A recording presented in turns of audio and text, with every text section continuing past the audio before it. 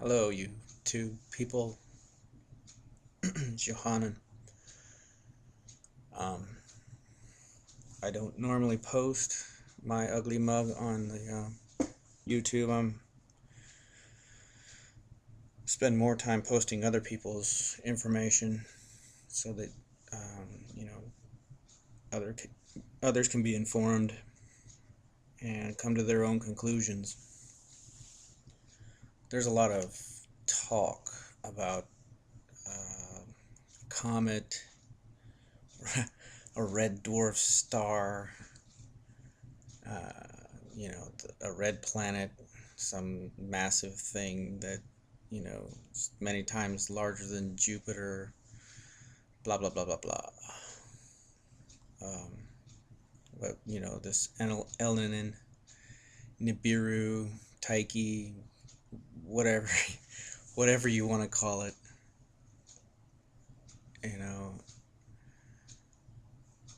I've done a lot of research on it. There's a lot of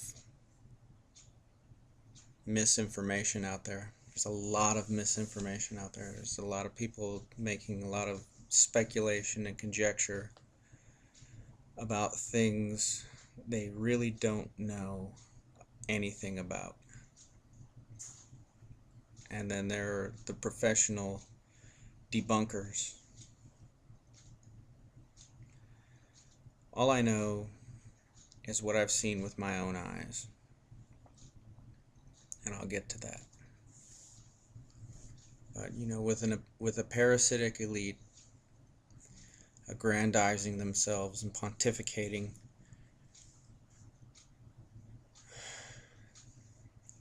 doing nothing but living off the largesse of the populace,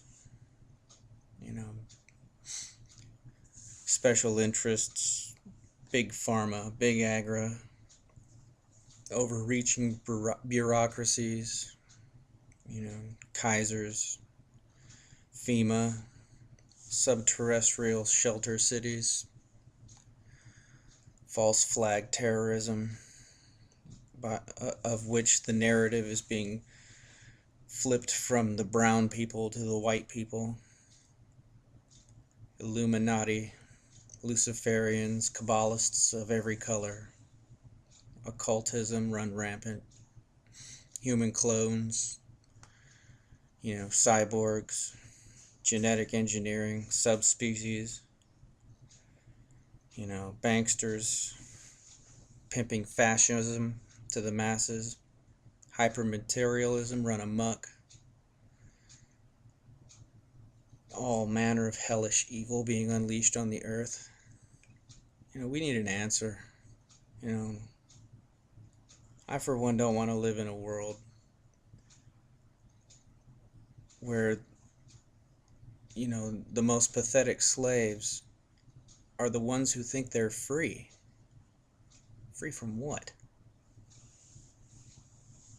I hear these so-called right-wingers, these fakers who wrap themselves in a flag, talking about America is the greatest country. We have the most freedom in all the world. Bull. I don't see it. I don't see it. Just because you got a convenience, give me convenience or give me death. Give me a break. So I've been looking at this thing, for 5 years or better. I've kind of, known it in the back of my mind since I was about 13 that things aren't right. This is an anomaly. This so-called freedom thing, this diplomatic republic. I know that. It's an anomaly, The advent of a supermarket.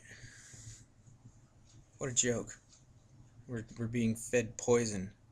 We're drinking poison. We're breathing poison every day. Cloud seeding. HARP. Really? So, so like 4 or 5 years ago, I'm investigating these FEMA camps, and I can't seem to put it together. Why are we preparing for civil unrest or natural disasters? Yeah, with Katrina, good job, FEMA. Yeah, you guys are on top of that. You know, I realize now that, it's not for civil unrest. I mean, when, people ask me, when do you think that the public's going to rise up? I'll tell you when they'll rise up. When the power goes out and they can't watch American Idol anymore. That's when they'll rise up. You know, underground bunkers, miles inside of mountains. Really? I wonder why. Couldn't be anything morbidly prophetic about that, right? So 3 years ago, I'm still trying to put this thing together. It doesn't seem to make sense to me. I mean, what, you know, I look back now and I see that this overreaching government is, putting our backs against the wall. So, right? They're daring us to rise up. And for what? So they could bring in martial law? You know, really?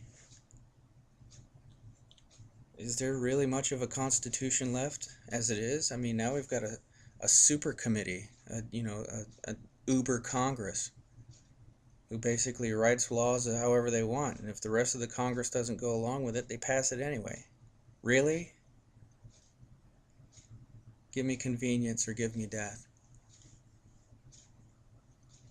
So about 3 years ago, I was taken away in a vision. This was one day after the Feast of Sukkot.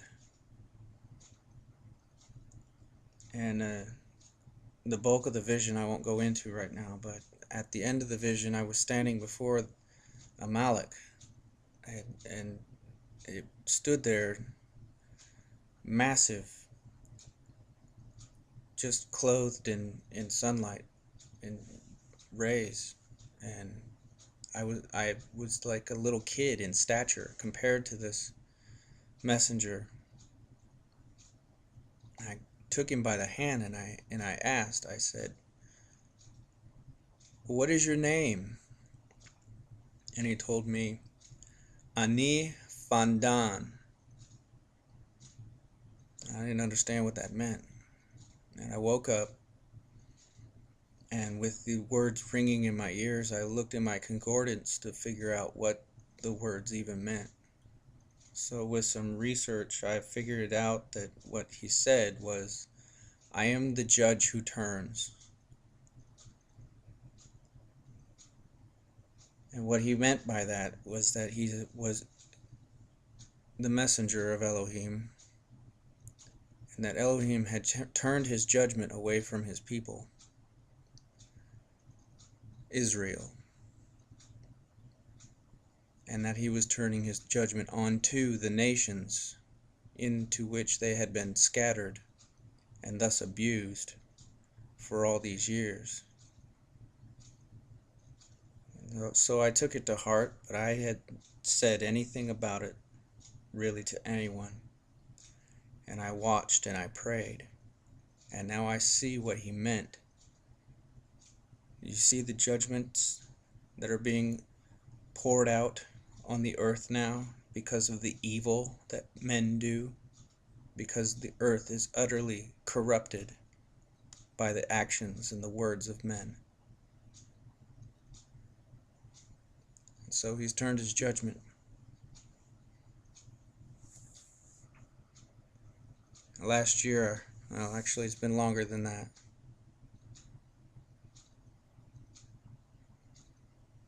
and I'll continue this in the next segment.